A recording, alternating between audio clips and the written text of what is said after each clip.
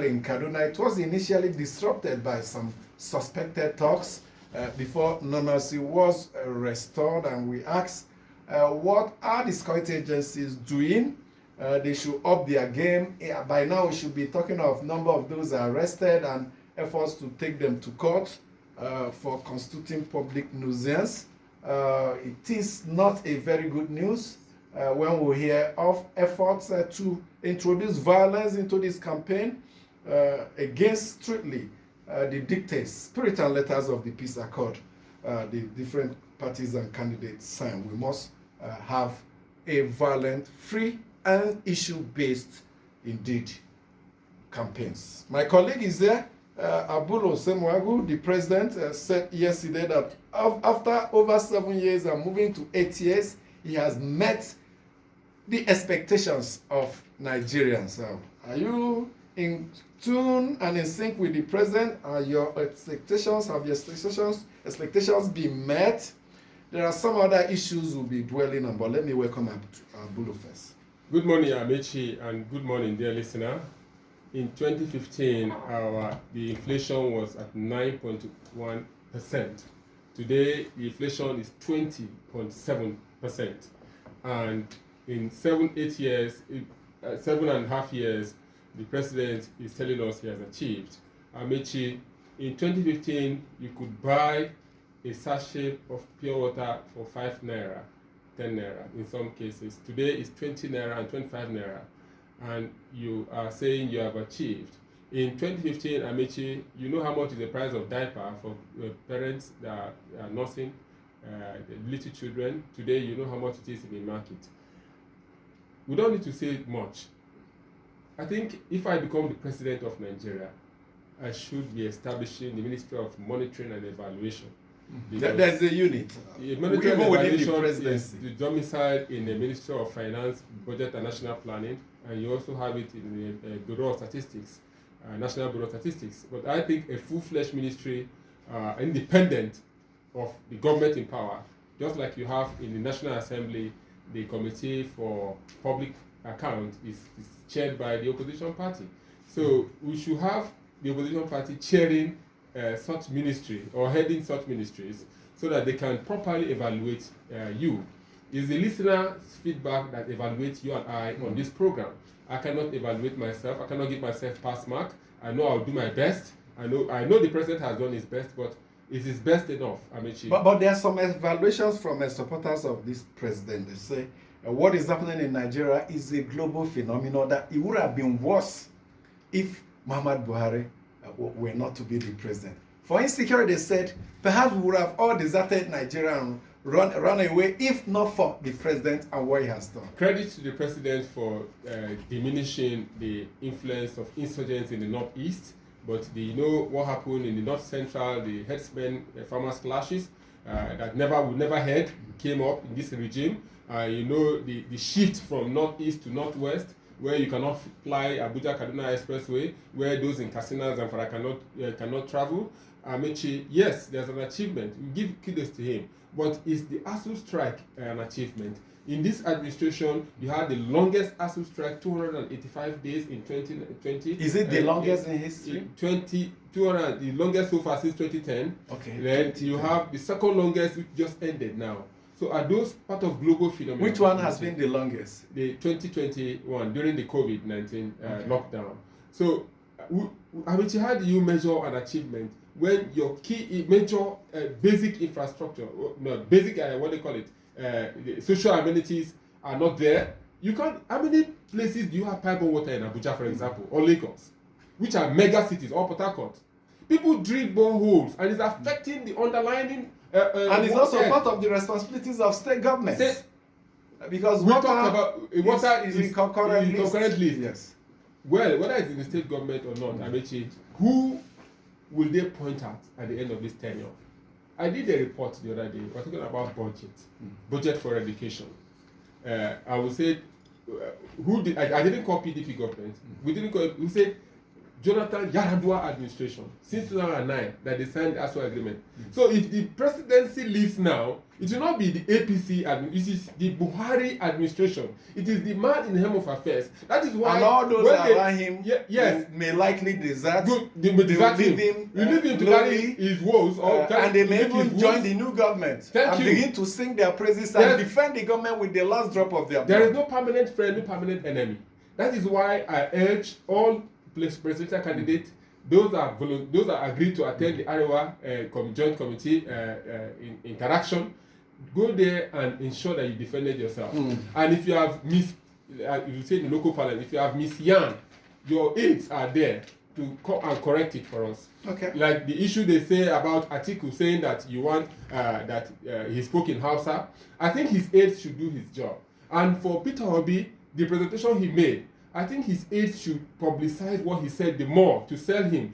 For Tinubu, his aides, pick what he has presented and distribute it. That is how you sell your candidate. And we'll know that, oh, these are the programs already these candidates have. El-Rufai was at the Arewa House yesterday. He was the host. Yeah, as the host governor, he accused Peter Obi of being behind his arrest and detention when Peter Obi was governor, when the governorship election that brought in Obiano as governor in Anambra State was on, that he went there as a top official of the APC, but he was arrested under the orders of the governor and restrained to his hotel room. Now, when you go to the social media, a video immediately surfaced, an interview Governor El-Rufai granted, mentioning how he was stopped from leaving his hotel room. He said 3 DSS operatives who told him they had orders from Abuja to restrict him to his hotel room, and they were asking him, Mr. Governor,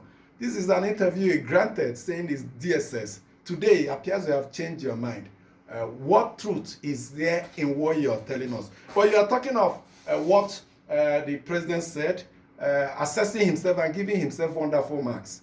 You said you cannot assess yourself, but if we force you Abulu to assess yourself, you may likely give yourself wonderful marks. 91, Buhari may not be his minister, Adamu, Minister of Education, who assessed himself after 4 years in 2019 and told us that he failed woefully. So not everybody will be brave enough. But we leave, like you said, the assessment to Nigerians. And some of the mails we had is also doing the assessment. But talking about education, and of course, our emphasis on development, education, and health on this program. The Executive Secretary, Universal Basic Education Commission, that's UBEC, Dr. Hamid Boboy, spoke up yesterday, the education, is it workshop or summit? The Out of School Conference. Yes, in Abuja. He says Nigeria needs 20,000 more junior secondary schools to improve access to basic education. 20 more junior secondary schools. That's what we are short of. 20,000. 20,000 junior secondary schools. Can you imagine? We don't have these schools to put our children in so that we can reduce the huge number of out-of-school children. And yesterday on this program, we criticized very heavily governors who have the penchant of wasting money on airports that are not viable. I would have wanted him, perhaps we reach out to him. We need state-by-state breakdown of these shortfall in junior secondary school. We also ask them if they have the records for primary school, senior secondary school, so that we begin to do hall of shame and hall of fame for those that are doing well. This is exactly what we are saying. Junior secondary school is the point that the federal government, the governments, not the federal government at all. It's not even the responsibility of the federal government. It's basically the responsibility of state governments. Basic education, primary 1 to junior secondary school. At that point, you're deemed literate. You can read and write. If you decide to further, good for you. If you decide to take to a vocation or to learn a skill, good for you. So when Nigeria has 20,000 shortage of schools, and we are building conference centers for who will address us, we are building bridges, we are building airports, it tells us the mindset of those in government, a mindset that must be changed and reversed, because we have suspicions, based on research I have done, that these huge projects are mere conduit pipes to steal resources. Many of them, there are some of them that are good intention, but majority of them are conduit pipes. So we have to remind the government it's our responsibility to put public funds where the public needs it. We have over 20 million out of school children, and we say it and walk away. When we have Boko Haram, when we have bandits, when we have unknown government, where are they from? These are people that were not nurtured by the society and who have decided to help themselves. If we have 20 million out of school children, in next 5 years, they will become men and women. Where would they be? How would they fit into our society? Would they be good citizens? Would they see you drive your clean SUV on the road and they smile and wave at you? If they don't have food to eat, would they go home and die of starvation? You know how they will react if they don't meet these basic needs. Amici, no doubt, the executive secretary has said we are a deficit of 20,000 junior secondary school. But I must say that the out-of-school children that we are talking about, they say is more in the north. But have you tried to go to the southeast to see the boys learning apprentice who drop out of school and we go to Apo Mechanic in Abuja, go to Alaba Market in Lagos, go to Pateka in Kaduna, go to Sabongere in Kano, and you see these boys, they just went to primary school and they dropped out of these schools and they are roaming the streets. They form the over 20 million out of school children. What I think the government of these states need to do, and even the Almajiri that we'll talk about, is a big problem for the northern states. What I think the government, they need to put in their thinking cap. You need to involve the traditional rulers and the religious leaders in the local communities. How do you encourage them to send their children to school? In those days, Amici, when the colonial masters were there, you know how your grandparents went to school? By force. Go to school, you must learn. So what stops us? Yes, we say we are stopping corporal punishment, we are stopping punishment, hard punishment, but if we keep quiet and allow these children to roam the streets, the future is not bright anymore. So state government campaigning now, or those that want to be governors campaigning now, you must make education a priority. How will you reduce the deficit in schools? How will you reduce the out-of-school children on the streets? And the gentleman was saying the 20 million figure from what he was saying is not the real figure. Yeah, what he was saying that in 2018, UBEC conducted the national personnel audit, and they came out with 6 to 11 years out of school number, and they came out with 12 to 14 years out of school number. So the assumption is that from 6 to 14 is 9-year basic education. So they didn't calculate the senior secondary school, and those are the figures. That's SS1 to SS2. Yes, those are the figures UNESCO added. Yes, but in the long run, he is saying that figure is even less than what is expected, because you have a large number also in the senior secondary school. Yes. Which when we include those numbers, it will be more than 20.5 million. So, and I asked globally, we have 244 million out of school children, and Nigeria accounts for over 20 million. And I ask again, close your eyes, imagine in the next 10 years, these 20 million children who should be in school and out of school, where are they?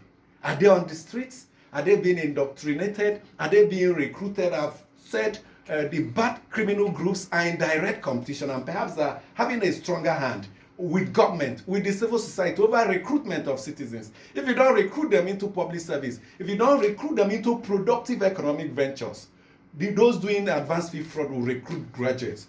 Those doing terrorism will recruit them. Those doing all manners of vices will recruit them. And when we have about 20 million of them and a good majority of them being recruited